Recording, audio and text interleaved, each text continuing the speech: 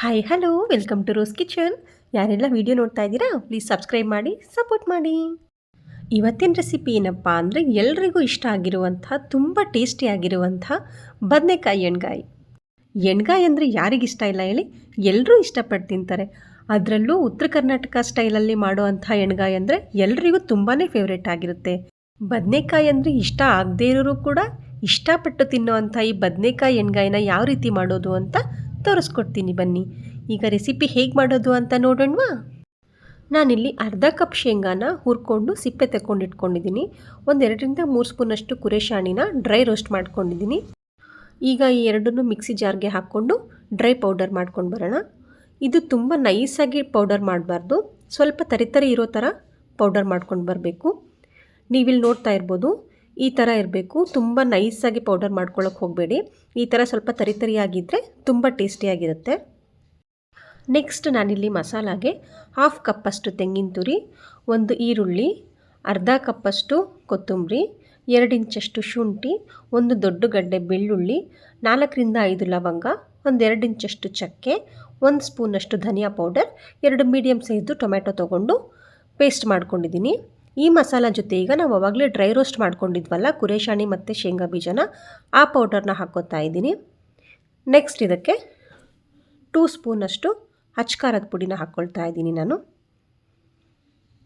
Next ಇದಕ್ಕೆ 1 ಸ್ಪೂನಷ್ಟು ಅರಿಶಿನ ಪುಡಿ ಆ್ಯಂಡ್ 2-3 ಸ್ಪೂನಷ್ಟು ಹುಣಸೆ ರಸನ ಹಾಕ್ಕೊಳ್ತಾ ಇದ್ದೀನಿ. ನೆಕ್ಸ್ಟ್ ನಾನೀಗ ರುಚಿಗೆ ಬೇಕಾದಷ್ಟು ಉಪ್ಪನ್ನ ಆ್ಯಡ್ ಮಾಡ್ಕೊಳ್ತಾ ಇದ್ದೀನಿ. ಈಗ ನಾವು ಇದನ್ನು ಚೆನ್ನಾಗಿ ಕಲಿಸ್ಕೋಬೇಕು. ಇದು ತುಂಬ ತಿಕ್ಕಾಗೇ ಇರಬೇಕು, ಜಾಸ್ತಿ ನೀರು ಮಾಡ್ಕೊಳ್ಬಾರ್ದು. ನಾನಿವಾಗ ಇದಕ್ಕೆ ಒಂದು 2 ಸ್ಪೂನಷ್ಟು ಆಯಿಲ್ನ ಸೇರಿಕೊಂಡು ಚೆನ್ನಾಗಿ ಕಲಿಸ್ಕೊಳ್ತಾ ಇದ್ದೀನಿ.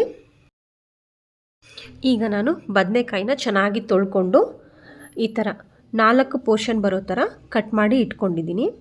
ಈ ಥರ 4 ಭಾಗ ಆಗೋ ಥರ ಕಟ್ ಮಾಡಿ ಇಟ್ಕೋಬೇಕು ಬದನೆಕಾಯಿನ. ಈ ಥರ ಸೆಂಟರಲ್ಲಿ ನಾವಿವಾಗ ಪ್ರಿಪೇರ್ ಮಾಡಿರುವಂಥ ಮಸಾಲಾನ ಸ್ಟಫಿಂಗ್ ಮಾಡ್ಕೋಬೇಕು. ನಾನಿವಾಗ ತೋರಿಸ್ತೀನಿ ನೋಡಿ.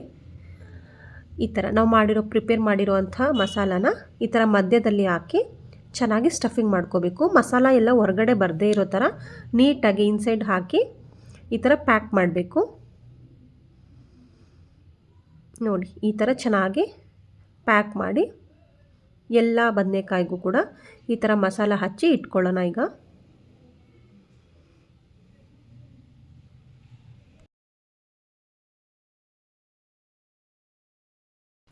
ಓಕೆ, ನೀವಿವಾಗ ನೋಡ್ತಾ ಇರ್ಬೋದು, ಎಲ್ಲ ಬದನೆಕಾಯಿಗೂ ಕೂಡ ನಾನು ಸ್ಟಫಿಂಗ್ ಮಾಡಿದ್ದೀನಿ. ಒಳಗಡೆ ಎಲ್ಲ ಚೆನ್ನಾಗಿ ಸ್ಟಫಿಂಗ್ ಹೋಗೋ ಥರ ಬದನೆಕಾಯಿನ 4 ಪೋರ್ಷನ್ನಾಗಿ ಕಟ್ ಮಾಡಿಕೊಂಡು ಚೆನ್ನಾಗಿ ಒಳಗಡೆ ಹೋಗೋ ಥರ ಮಸಾಲಿನ ಎಲ್ಲ ಕೋಟ್ ಮಾಡಿ ಇಟ್ಕೊಂಡಿದ್ದೀನಿ.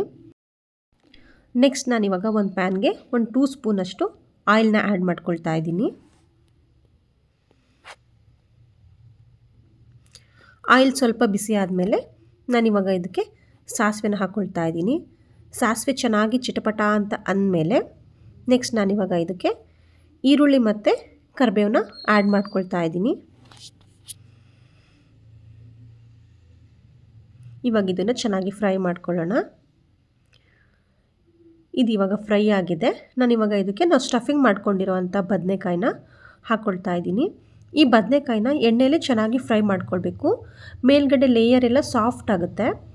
ಬದನೆಕಾಯಿ ಲೇಯರ್ ಎಲ್ಲ ಮೇಲ್ಗಡೆ ಸಾಫ್ಟ್ ಆಗೋವರೆಗೂ ನಾವು ಇದನ್ನು ಎಣ್ಣೆಲೆ ಚೆನ್ನಾಗಿ ಫ್ರೈ ಮಾಡ್ಕೊಳ್ಳೋಣ. ನೋಡಿ, ಈ ಥರ ಎಣ್ಣೆಲೆ ಚೆನ್ನಾಗಿ ಫ್ರೈ ಮಾಡ್ಕೋಬೇಕು. ಇದಕ್ಕೆ ಸ್ವಲ್ಪ ಎಣ್ಣೆ ಜಾಸ್ತಿ ಇಡಿಸುತ್ತೆ. ಒಂದು 2-3 ಟೇಬಲ್ ಸ್ಪೂನಷ್ಟು ಆಯಿಲ್ ಹಾಕ್ಕೊಳ್ಳಿ. ನೋಡಿ, ಈ ಥರ ಮೇಲ್ಗಡೆ ಎಲ್ಲ ಸಾಫ್ಟ್ ಆಗಿದೆ. ಇಲ್ಲಿವರೆಗೂ ನಾವು ಎಣ್ಣೆಲೆ ಫ್ರೈ ಮಾಡ್ಕೋಬೇಕು. ಮಸಾಲ ಎಲ್ಲ ಹೊರಗಡೆ ಬಂದು ಚೆನ್ನಾಗಿ ಸಾಫ್ಟ್ ಆಗುತ್ತೆ. ಈ ಟೈಮಲ್ಲಿ ನಾನು ಉಳಿದಿರೋ ಅಂಥ ಎಕ್ಸ್ಟ್ರಾ ಮಸಾಲ ಕೂಡ ಹಾಕ್ಕೊಳ್ತಾ ಇದ್ದೀನಿ. ಬಾಣಲೆಗೆ ಹಾಕ್ಕೊಂಡು ಚೆನ್ನಾಗಿ ಒಂದು ಮಿಕ್ಸ್ ಕೊಡೋಣ. ಈ ಥರ ಚೆನ್ನಾಗಿ ಮಿಕ್ಸ್ ಮಾಡ್ಕೋಬೇಕು.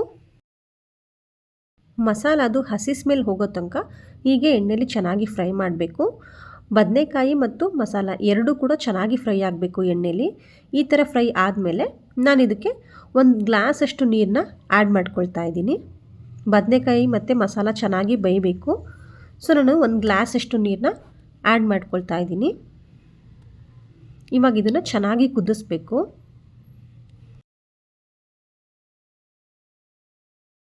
ನೀವೀಗ ನೋಡ್ತಾ ಇರ್ಬೋದು, ಇವಾಗ ಚೆನ್ನಾಗಿ ಕುದಿ ಬರ್ತಾ ಇದೆ. ಈ ಟೈಮಲ್ಲಿ ಮಸಾಲ ಆ್ಯಂಡ್ ಬದನೆಕಾಯಿ ಎರಡೂ ಕೂಡ ಚೆನ್ನಾಗಿ ಬೆಂದ್ಕೊಂಡಿರುತ್ತೆ.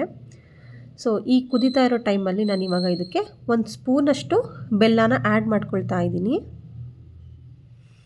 ಬೆಲ್ಲನ ಹಾಕಿ ಚೆನ್ನಾಗಿ ಮಿಕ್ಸ್ ಮಾಡ್ಕೊಳ್ಳೋಣ.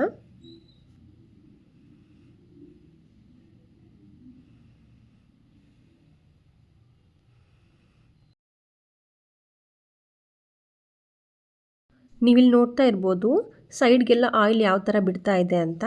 ನಾವು ಹಾಕಿರೋ 1 ಗ್ಲಾಸ್ ನೀರೆಲ್ಲ ಹಿಂಗೆ ಹೋಗಿ ಕನ್ಸಿಸ್ಟೆನ್ಸಿ ಈ ಥರ ಥಿಕ್ಕಾಗಿ ಬಂದಿದೆ. ನಿಮಗೆ ಯಾವ ರೀತಿ ಕನ್ಸಿಸ್ಟೆನ್ಸಿ ಬೇಕೋ ಆ ರೀತಿ ಮಾಡ್ಕೋಬೋದು. ನನಗೆ ಚಪಾತಿಗೆ ಮಾಡ್ಕೊಳ್ತಿರೋದ್ರಿಂದ ಈ ಥರ ಕನ್ಸಿಸ್ಟೆನ್ಸಿ ಸಾಕು ಅಂತ ಅನ್ನಿಸ್ತಾ ಇದೆ. ಸೈಡ್ಗೆಲ್ಲ ಎಣ್ಣೆ ಕೂಡ ಬಿಡ್ತಾ ಇದೆ. ಸೊ ಇದೀಗ ಪರ್ಫೆಕ್ಟಾಗಿದೆ. ನಿಮಗೆ ಸ್ವಲ್ಪ ರೈಸ್ಗೂ ಬೇಕು ಅಂದರೆ ಸ್ವಲ್ಪ ಲಿಕ್ವಿಡ್ ರೀತಿಯೂ ಮಾಡ್ಕೋಬೋದು.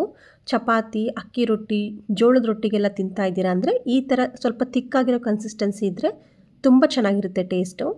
ಸೊ ನಾನಿವಾಗ ಈ ಕನ್ಸಿಸ್ಟೆನ್ಸಿ ಸಾಕು ಅಂತ ಜಾಸ್ತಿ ನೀರು ಹಾಕೋಕ್ಕೋಗಿಲ್ಲ, ಇಷ್ಟು ತಿಕ್ಕಾಗಿದ್ದರೆ ಸಾಕು ಅನ್ನಿಸ್ತಾ ಇದೆ. ಸೊ ಬದನೆಕಾಯಿ ಎಣ್ಗಾಯಿ ಪರ್ಫೆಕ್ಟಾಗಿ ಆಗಿದೆ. ಇವಾಗ ಈ ಕನ್ಸಿಸ್ಟೆನ್ಸಿ ಸಾಕು ಅನ್ನಿಸ್ತಾ ಇದೆ. ಸೊ ನಾನಿವಾಗ ಗ್ಯಾಸ್ ಆಫ್ ಮಾಡ್ಕೊಳ್ತಾ ಇದ್ದೀನಿ. ಸೊ ನೋಡಿದ್ರಲ್ವಾ, ಮನೆಯಲ್ಲಿ ಈಸಿಯಾಗಿ ಉತ್ತರ ಕರ್ನಾಟಕ ಸ್ಟೈಲ್ದು ಬದನೆಕಾಯಿ ಎಣ್ಗಾಯಿನ ಯಾವ ರೀತಿಯಾಗಿ ಮಾಡ್ಬೋದು ಅನ್ನೋದನ್ನು ತೋರಿಸ್ಕೊಟ್ಟಿದ್ದೀನಿ. ನೀವು ಒಂದು ಸರಿ ಈ ರೆಸಿಪಿನ ಮನೆಯಲ್ಲಿ ಟ್ರೈ ಮಾಡಿ ನೋಡಿ, ಎಲ್ಲರೂ ಫಿದಾ ಆಗೋಗ್ತೀರಾ. ಸಕ್ಕತ್ತಾಗಿರುತ್ತೆ. ಚಪಾತಿಗೂ ಟ್ರೈ ಮಾಡ್ಬೋದು, ಅಕ್ಕಿ ರೊಟ್ಟಿ, ಜೋಳದ ರೊಟ್ಟಿ, ರಾಗಿ ರೊಟ್ಟಿ, ರೈಸ್ಗೂ ಕೂಡ ಸಖತ್ತಾಗಿರುತ್ತೆ ಕಾಂಬಿನೇಷನ್. ಬದನೆಕಾಯಿ ಅಂದರೆ ಇಷ್ಟಪಡಲ್ಲ ಅನ್ನೋರಿಗೆ ಈ ರೀತಿ ಒಂದು ಸರಿ ಬದನೆಕಾಯಿ ಎಣ್ಗಾಯಿನ ಮಾಡಿಕೊಟ್ಟು ನೋಡಿ, ತುಂಬ ಇಷ್ಟಪಟ್ಟು ತಿಂತಾರೆ. ಬದನೆಕಾಯಿ ಕೂಡ ತುಂಬ ಸಾಫ್ಟಾಗಿ ಬೆಂದಿರುತ್ತೆ, ತಿನ್ನೋಕ್ಕೂ ಕೂಡ ಸಖತ್ತಾಗಿರುತ್ತೆ.